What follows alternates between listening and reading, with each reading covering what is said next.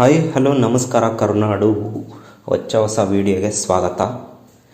ಇವತ್ತಿನ ವಿಷಯ ಏನಂದರೆ ಕೋವಿಡ್ ವ್ಯಾಕ್ಸಿನ್ ಬಗ್ಗೆ ಮಾತಾಡೋಣ ಅಂತ. ಈಗೇನು 2 ದಿನದಿಂದ ಫೇಕ್ ನ್ಯೂಸ್ಗಳೆಲ್ಲ ಹರಡಾಡ್ತಿದ್ದಾವೋ ಅದ್ರ ಬಗ್ಗೆ ಸ್ವಲ್ಪ ಕ್ಲಾರಿಟಿ ಕೊಡೋಣ ಅಂತ ಅಷ್ಟೆ.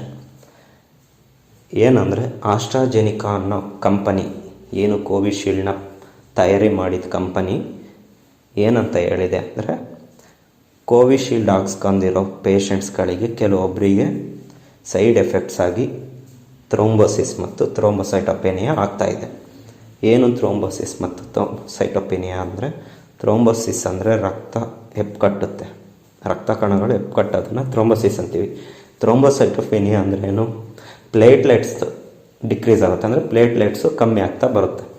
ಅದನ್ನು ಆಸ್ಟ್ರಾಜೆನಿಕಾ ಕಂಪನಿ ಕೋರ್ಟಿಗೆ ಹೇಳಿದೆ, ಇವೆರಡೂ ಕಾಸ್ ಆಗ್ತಾಯಿದೆ ಅಂತ ಸೈಡ್ ಎಫೆಕ್ಟ್ ಆಗಿ.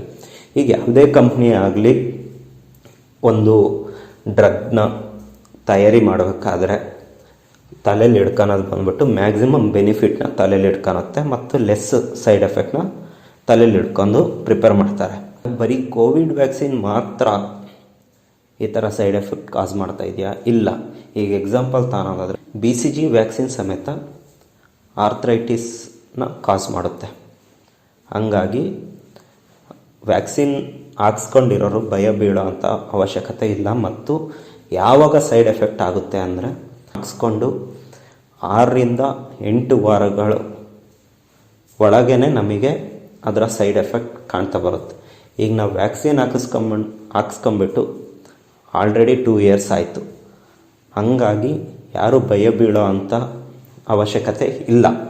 ಇನ್ನೊಂದೇನು ಫೇಕ್ ನ್ಯೂಸ್ ಹರಡ್ತಾ ಇದೆ, ಗೋರ್ಮೆಂಟಿಂದ ಕೋಲ್ಡು ಮತ್ತು ಫ್ರೀಸ್ ಆಗಿರೋ ಐಟಮ್ನ ಜಾಸ್ತಿ ತಿನ್ನಬೇಡಿ ಅಂತ ಗೋರ್ಮೆಂಟು ಆರ್ಡರ್ನ ಪಾಸ್ ಮಾಡಿರೋ ಥರ ಒಂದು ಫೇಕ್ ನ್ಯೂಸ್ ಹರಡ್ತಾ ಇದೆ.